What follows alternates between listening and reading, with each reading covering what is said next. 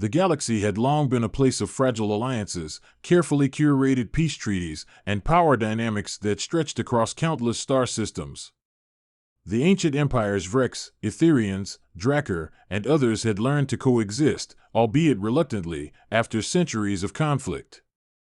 But beneath the veneer of diplomacy and galactic councils, an undeniable tension simmered. The age-old question lingered: who would rise above the others, whose empire would reign supreme in the cosmic theater?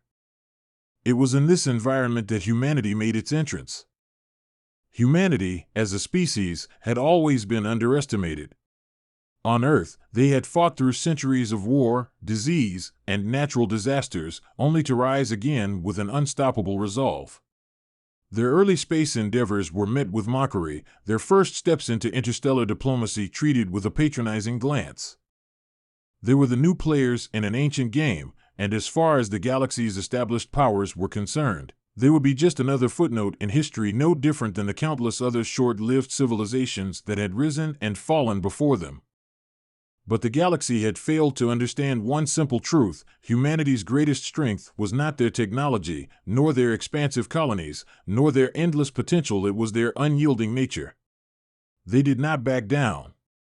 They adapted, survived, and when necessary, they fought back with a vengeance that even the oldest of empires could scarcely comprehend.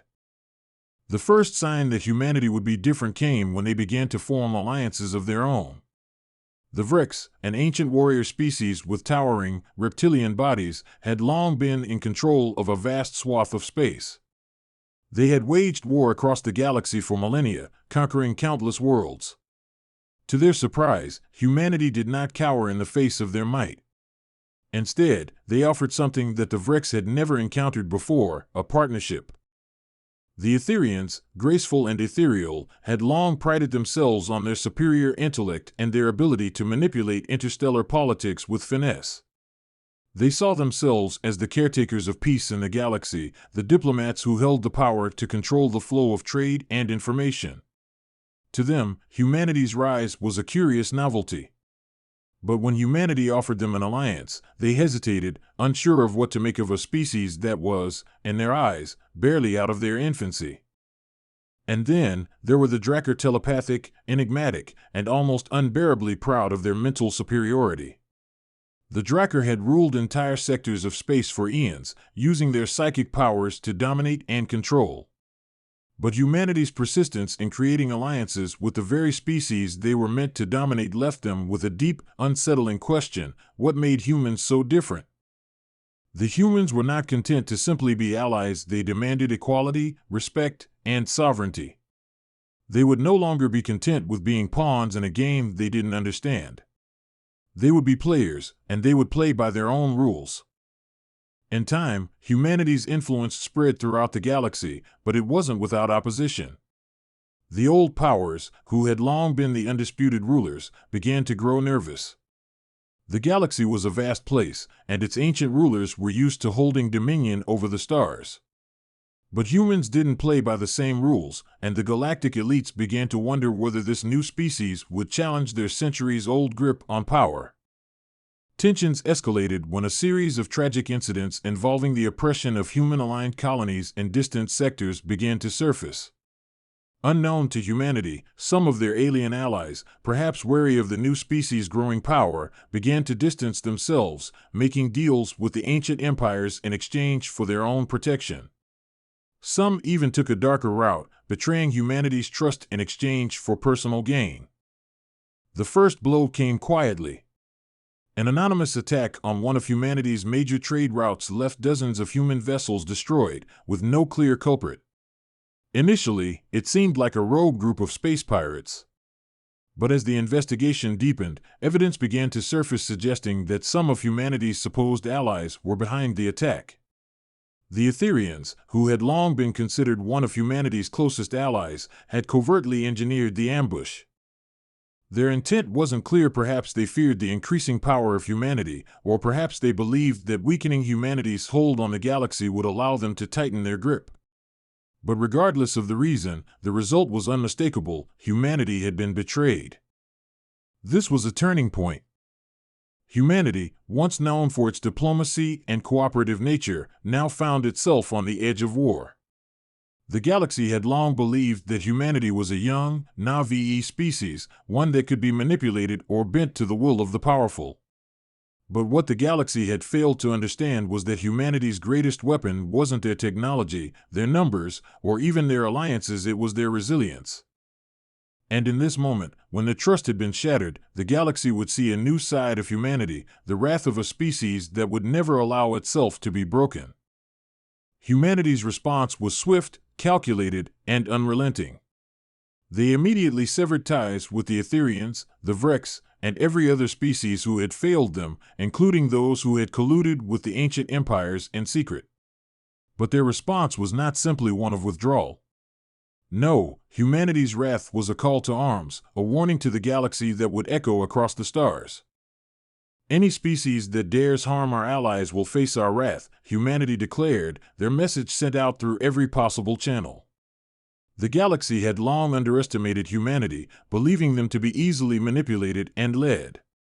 But now, humanity had declared itself not just a power to be reckoned with, but a force that would defend its own at any cost. The galactic powers reacted with confusion and fear. The Vrex, always eager for war, were first to challenge humanity's declaration. They had always thought that a galaxy dominated by their martial prowess was inevitable. But now, as they saw humanity rallying together, united by the same fury that had once helped them survive their many wars on Earth, they realized they were facing something new, something dangerous. And yet, it wasn't just the Vrex. The Etherians, once so sure of their place in the galaxy, scrambled to find a way to justify their betrayal. They could not deny that their actions had triggered a chain of events that threatened to spiral out of control. The Drakkar, telepathic and proud, were no different. They had thought their psychic powers made them the pinnacle of galactic dominance, yet humanity's defiance seemed to bypass their abilities entirely. The galaxy stood on the edge of a precipice. The old empires, once so powerful, now faced the wrath of a species that had proven time and again that they could not be ignored. Humanity was no longer a fledgling species, they were a force of nature. The war that followed was brutal, not just because of the scale of the battles, but because it was a war that humanity fought not for conquest, but for the survival of their allies. It was a war fought to preserve the very principle of loyalty, to show the galaxy that betrayal would come at a terrible price. The first major battle of the war occurred in the Orion Nebula, a vast and resource-rich region of space long controlled by the Vrex. Humanity's fleet, bolstered by their loyal alien allies, descended upon the nebula with the kind of fury that only a species pushed to the brink could summon. The Vrex fleet, confident in their superiority, met them in the stars, but they were unprepared for the intensity of the human assault. Earth's warships, far more advanced than the Vrex had anticipated, struck with precision, each shot calculated and devastating. The battle raged for days, with both sides suffering heavy losses. But in the end, the Vrex fleet was decimated. It was a message, a clear warning to the galaxy that humanity would not tolerate any harm done to their allies, not now and not ever. With the Vrex defeated, the next target was the Etherian stronghold in the Zeta system, a central hub of their diplomatic and trade influence. Humanity's forces, now united under the banner of their newfound resolve, launched an even larger assault. The Etherians, accustomed to negotiation and subtlety, were not prepared for the sheer force with which humanity attacked. Their once pristine fleets were torn apart in space, their homeworld forced to the negotiation table under the crushing weight of humanity's wrath. It was not just the destruction of fleets that struck terror into the hearts of the galaxy, it was the message humanity sent with each victory. Their wrath was not born of petty vengeance, nor was it driven by greed. It was the wrath of a species that had been wronged, of a people who had known the price of survival and would never let anyone threaten that again. The final confrontation came when the Drakkar attempted to mobilize their remaining forces in a desperate bid to resist humanity's growing dominance. The battle took place in the shadow of the star Epsilon 9, a dead star in the heart of the Drakkar territory. The humans, now battle-hardened and unified, met them in space with overwhelming force. The Drakkar's telepathic attempts to manipulate the minds of humanity's commanders failed. No psychic ability, no matter how powerful, could break the will of a species that had fought for survival for centuries. In the end, humanity's wrath was not just a response to betrayal, it was a declaration. The galaxy would no longer be a place where betrayal went unpunished. The galaxy would now know that harming humanity's allies, those who stood with them, would come at a terrible price.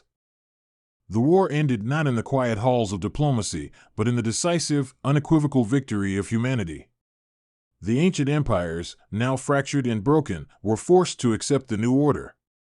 Humanity had not just survived the galaxy's trials, they had remade it. The galaxy would never forget the lesson: harm humanity or its allies, and the galaxy would feel their wrath. The peace that followed was hard-won, but it was real. Humanity had not just established their place in the galaxy, they had set the terms. And as the stars shimmered in the distance, the message humanity had sent resonated far and wide. In the galaxy, there were forces beyond the grasp of even the oldest empires, and humanity was one of them. The galaxy would never underestimate humanity again. And the wrath of Earth's people would echo through the cosmos forever. The aftermath of humanity's victory in the war left the galaxy in a state of uneasy peace.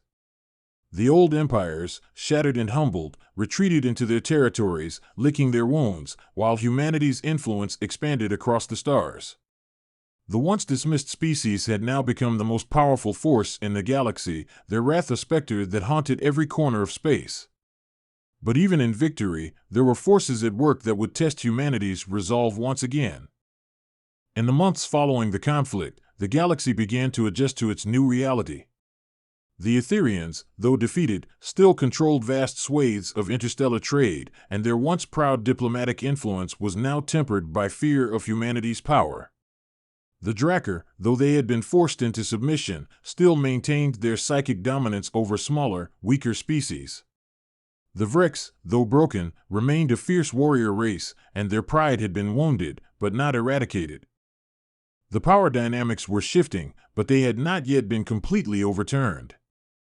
Humanity's leaders, though victorious, understood that their work was far from over. Their wrath had secured them a place in the galactic order, but it had also sowed distrust among those who had once seen humanity as little more than an upstart.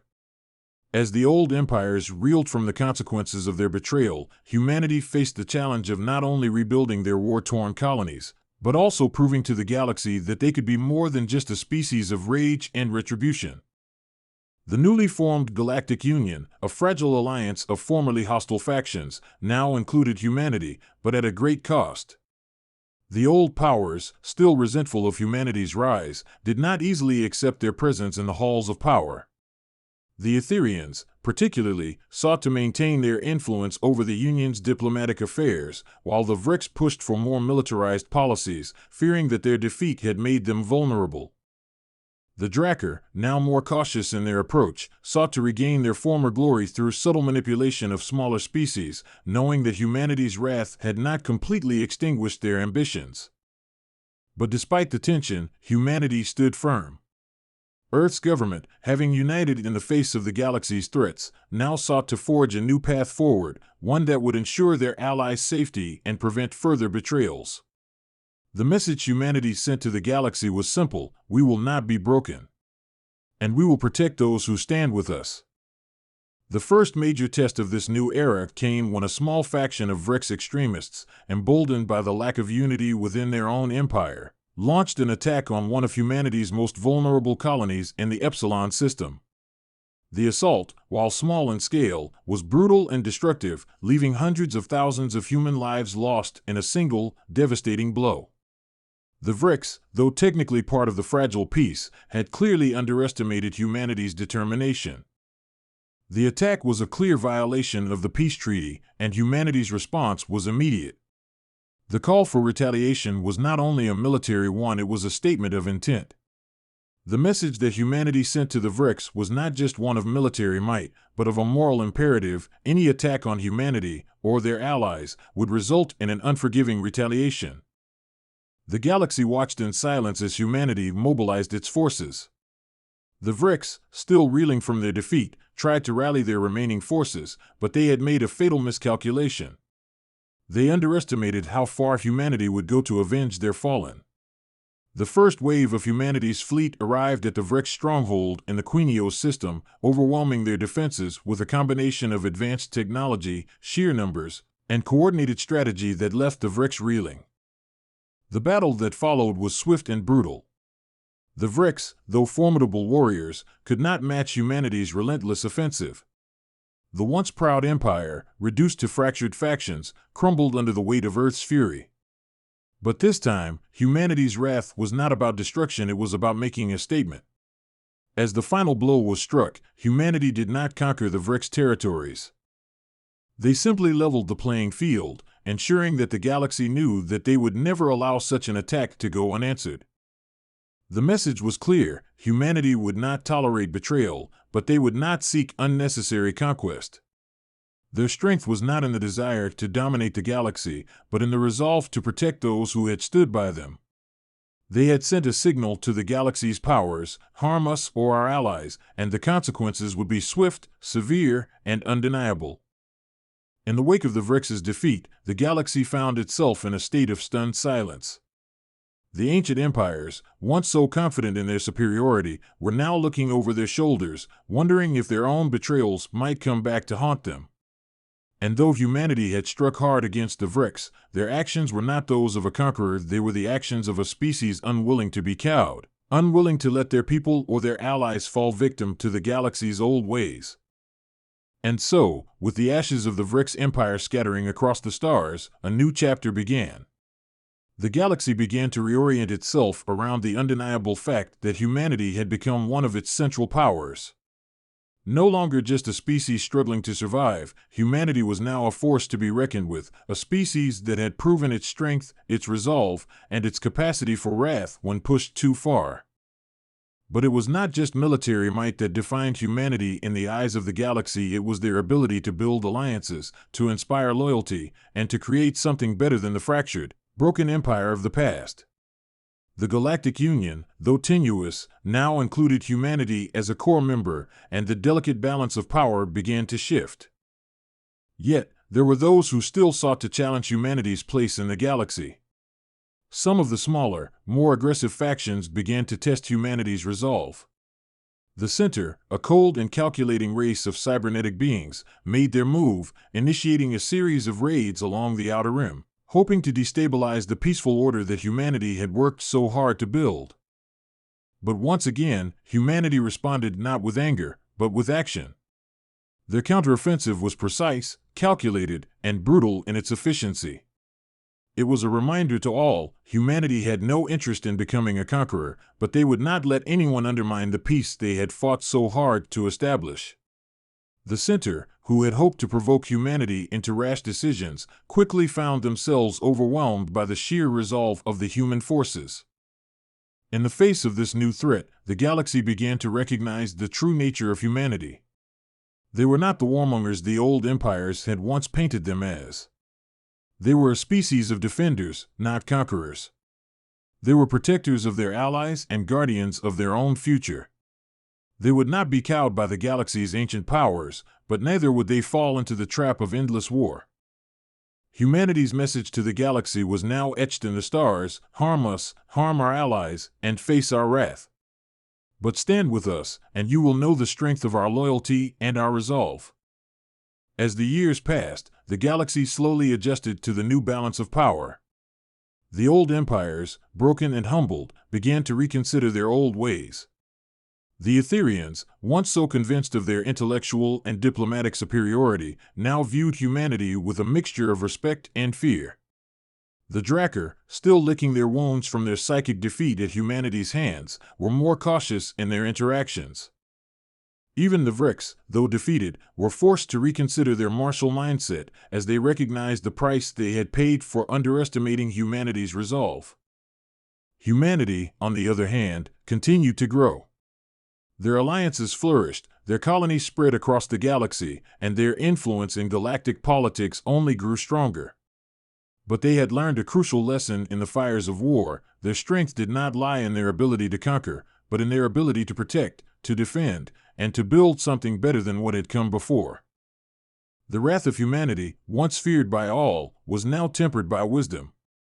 They had proven their point to the galaxy. They would not allow anyone to harm them or their allies, but they had also shown that their true power lay in their unity, their resilience, and their unwavering commitment to those they held dear. The galaxy had been forever changed by the rise of humanity. It had been a hard-earned victory, but it was one that had reshaped the very fabric of the cosmos. And as the stars glittered above, humanity's place among them was no longer in question. Their wrath had been felt, and their message had been received. The galaxy, after the turbulent aftermath of humanity's swift and unyielding retribution, was left to settle into a new order.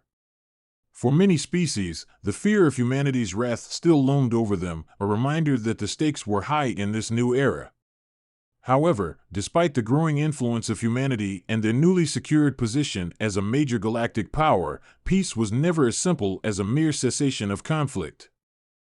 There were still remnants of distrust, old animosities, and simmering tensions that needed to be addressed before any true harmony could exist. Humanity, with its newfound power, faced the daunting challenge of rebuilding not just the physical devastation that had been wrought by the war, but the fractured relationships that had been damaged in the heat of conflict. Although they had emerged victorious, humanity knew that their future in the galaxy depended not on their might alone, but on the alliances they could cultivate and sustain in the long run. Despite their overwhelming strength, Earth's leaders knew that they couldn't dominate the galaxy. Their wrath had been justified, but they had no desire to reign as tyrants. Humanity's message, forged in the fire of conflict, was clear: protect your allies, defend your sovereignty, and never let betrayal go unanswered. But they also understood that coexistence, cooperation, and mutual respect were the only way forward. In the end, it wasn't about dominance, it was about ensuring peace through strength and trust. The first few years following the war were marked by a cautious, but steady, rebuilding of humanity's relationships. Some species, particularly those who had long been neutral or on the fringes of galactic politics, watched humanity with a wariness that was only natural. The Center, for instance, who had been dealt a crushing blow during their failed attempt to destabilize humanity's new order, began quietly re-establishing communications with Earth, recognizing that the military might of humanity could not be ignored, but that it could be negotiated with. However, their presence in galactic affairs remained limited, as they never fully regained the confidence they once held in their more aggressive tactics. But it was the smaller, more volatile factions that presented the first true test to humanity's resolve.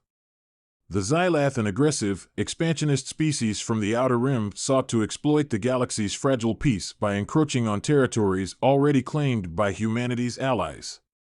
They believed the galaxy was ripe for the taking, that humanity's ascent was a fluke, and that they could push the human-dominated powers back into their place.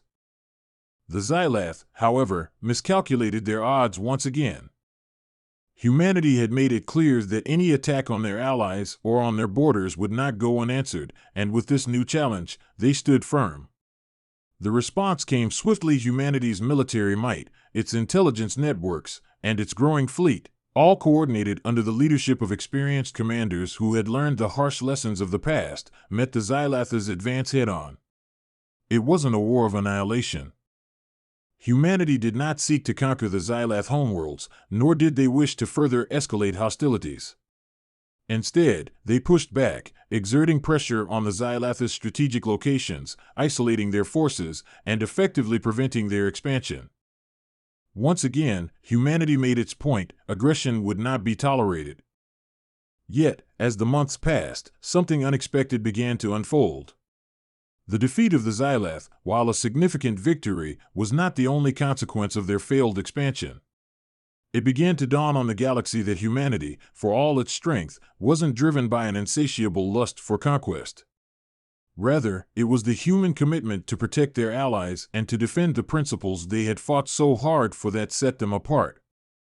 Humanity's defense of their allies wasn't just about military superiority, it was about something deeper: loyalty, respect, and the shared understanding that the future of the galaxy rested on the strength of their alliances. The Xylath, realizing that further confrontation with humanity would lead only to their eventual downfall, grudgingly withdrew from the conflict. They signed a treaty not out of fear, but out of a reluctant recognition of humanity's resolve.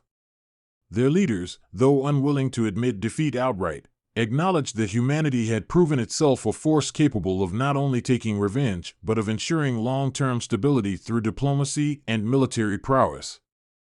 As the galaxy stabilized in the aftermath of the Xylath conflict, more species began to see humanity in a new light. The cold, calculating Etherians, who had once viewed humanity with detached curiosity, began to forge deeper ties with Earth. They understood that humanity's rise wasn't a mere blip in galactic history, it was a long-term trend. The Etherians, eager to ensure their own survival and maintain influence in the galaxy, realized that aligning with humanity was no longer just a choice, it was a necessity. The Drakkar, for their part, had learned their own hard lesson. Their attempt to manipulate humanity through psychic means had failed miserably, and their defeat had been public and humiliating. But rather than falling into despair or retreating from galactic affairs, they adjusted their strategy. They chose to forge a more genuine alliance with humanity, one based not on telepathic dominance but on mutual respect and shared goals. They understood that they could no longer simply rely on their psychic prowess to manipulate events. They had to adapt to the changing landscape, and that meant acknowledging the strength and resolve of humanity.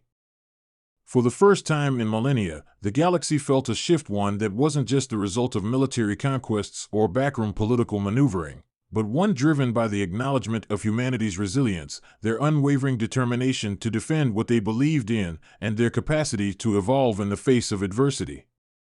Humanity's greatest strength was not merely its military power, it was their ability to adapt. They were a species born of struggle, but in that struggle, they had forged a new path, one that bridged the divide between the stars. Earth's people had survived the chaos of their homeworld, and now they had emerged as a force capable of changing the very fabric of the galaxy. Not through tyranny or force, but through the example they set by standing firm in the face of betrayal and uniting with those who stood by them. The peaceful years that followed marked a new era of galactic politics. Humanity, while still a relatively young power compared to the ancient empires, was no longer viewed as an insignificant upstart. Earth's alliances were far-reaching, and its diplomatic influence had grown exponentially. Other species, once wary of humanity's rise, now sought their counsel, their protection, and their partnership. Humanity had proven that strength was not just about the power to destroy, it was about the will to preserve, to protect, and to build something better than what had come before. And yet, the scars of the past never fully faded. There were still those in the galaxy who resented humanity's rise. There were whispers in the dark corners of space that humanity's strength was only temporary, that one day their wrath would be their undoing. But humanity, having fought so hard to secure their place, was determined to prove these whispers wrong. As the years turned to decades, humanity continued to uphold its message to the galaxy: harm us or our allies, and face our wrath. But stand with us, and you will know the strength of our loyalty and the depth of our commitment. The galaxy had become a different place, not just because of the wars that had been fought, but because of the new path humanity had carved. Their wrath, though fearsome, had given way to a more profound and lasting peace. It wasn't the peace of conquered lands, but the peace of a species that had endured, that had stood in the face of impossible odds, and that had emerged stronger for it. And as the galaxy moved forward, one thing was clear: humanity's place in it was secure. They were no longer just survivors. They were now guardians of their people, their allies, and the fragile peace that connected the stars.